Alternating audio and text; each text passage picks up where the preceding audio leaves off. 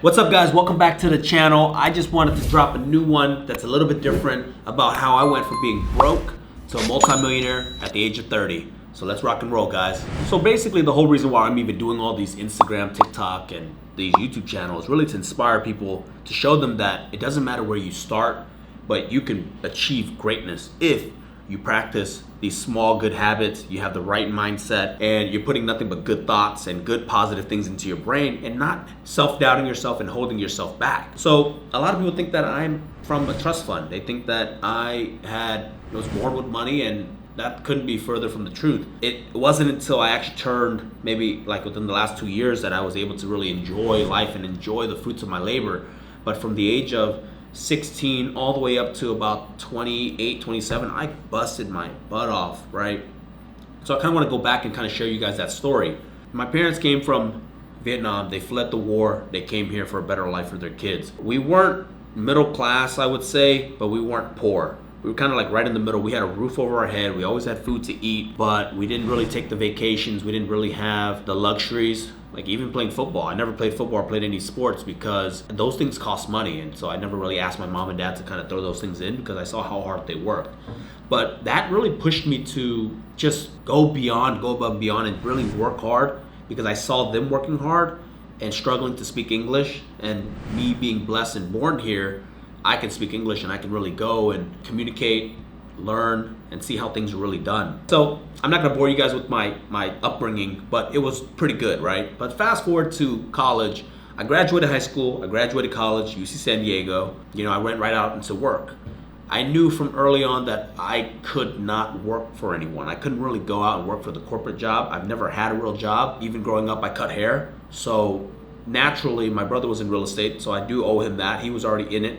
And I was like, okay, well, let's do that as well. So I got my real estate license. Again, lucky because I chose the right industry, right? I probably could have chose a better industry. There's always something better, but at least I chose an industry where I was earning commission. And like I preach to you guys all the time, if you want to make a lot of money, you have to get into a commission-based role where it doesn't matter how many hours you work, it just matters how many deals you close, and that reflects how much money you take home. So my first year in real estate, man, my brother, good guy, but he wasn't a good teacher. He wasn't a good coach. So I didn't know what the hell I was doing, but we joined Mike Ferry and they said cold call. They said go door knock. They said go out there and talk to as many people as you can, practice these scripts, and stick to this strong schedule. And that's exactly what I did. I was 21 years old. I would wake up at 5 o'clock in the morning because that's what the coach told me to do. And he said, write down what you're grateful for, write down what you want to accomplish, write down your numbers, and reverse engineer this stuff, right? If you want to make $1 million, this is how many calls you have to make. This how many calls equals this many appointments. This many appointments equals to this many closings. It's that simple, guys. So it was hard.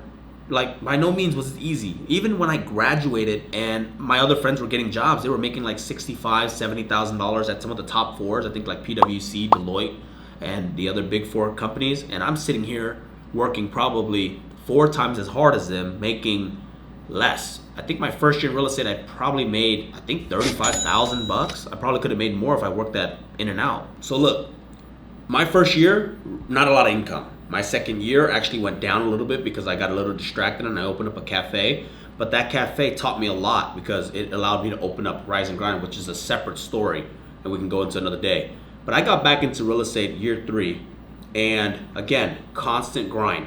You're growing, and it's a little slow, and it's you want to give up because I think that year I made $45,000 or $50,000. Not a whole lot of money for a real estate agent, and I was working 10 times harder than all of my peers, right? Like my peers that are working at real jobs, 9 to 5, making $70,000, $80,000, $90,000. But I didn't focus on them, and I just kept going. I kept leveling up my skills, right? I go out there, I make a mistake, I learn, okay, well, I shouldn't have said that. Okay, I meet this buyer. I need to make this process more efficient. So I was getting better, guys. So after that, the second year I made $75,000. I think the year after that I made $135,000. And then the turning point of my career was actually July 2017. I won't forget this day when I actually just kept my head down and I kept working. I didn't focus on the money. I just kept focusing on how do I help more people? How do I close more deals? How do I get people into the homes? And I just focused on the activities, right? I looked down and I said, holy smokes. We're at 20-something million dollars in sales, right? If you do the math, there's always splits, okay? So the brokerage takes a good cut. I was like, man, I'm on track to making like almost $400,000, $500,000 this year, right? Like, holy smokes.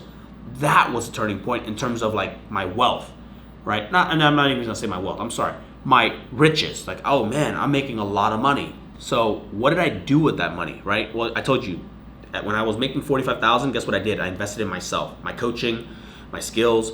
When I started making $75,000, same thing. I reinvested it back into coaching, back into me, and I actually bought a property that year. That's the rental property. Then when I started making 135, I opened up my first business, Rise and Grind, and I found a good partner. And that started running. That started throwing off some money. So, and then after that, my 2017, when we had a breakout year, that's when I opened up another company called the VA Hub, right? We opened up VA Hub, and that really started to do a little bit better. And then now I have Rise and Grind, right? I have the VA Hub, and I have a rental property, and I'm still selling real estate, guys. I never, at any given point, when people try to open new things, they stop doing what made them money in the first place. I never stopped. I just got better and better and better. But I took the money, instead of buying a Tesla or a Benz, I just bought more stuff that were gonna eventually pay off big time. So let's fast forward to today. I'm 30 years old. 50 Hills Real Estate now brings in 7 figures in GCI, which is gross commission income. Rise and Grind is now doing the same. VA Hub, which is the virtual assistant company we started, is also doing the same. And the rental portfolios are worth upwards of multiple 7 figures. So how did that happen? It happened because, like everything that you do, it's very hard to climb the hill. But once you gain momentum, guys, and as long as you continue to put back into the businesses, to start new businesses, to invest in yourself, the money will begin to roll. Now, most people would have gave up because they can't see far enough, right? But you got to know, as long as you're focusing on the right activity, you're spending your money wisely, it's only a matter of time before you become a multimillionaire. It's only when you start spending your money frivolously, blowing it on things that don't matter, on things that depreciate, is when it gets harder and harder and harder. So let's bring this to the conclusion, guys. The conclusion is this: doesn't matter where you start, doesn't matter where you're from. Just focus on getting better, and you can become a multimillionaire, even a billionaire. I really believe it, guys. At the end of the day, I'm not here to sell you guys anything. I just want to see you guys do well. I hope we can collaborate one of these days. We can build big businesses together, because I'm still learning. And I hope that whoever's watching this, I can learn as much from you as you can from me. Let's go, guys. Like and follow. Let's hit the subscribe button. If you agree with me, give me a thumbs up. Really appreciate you guys. Thank you.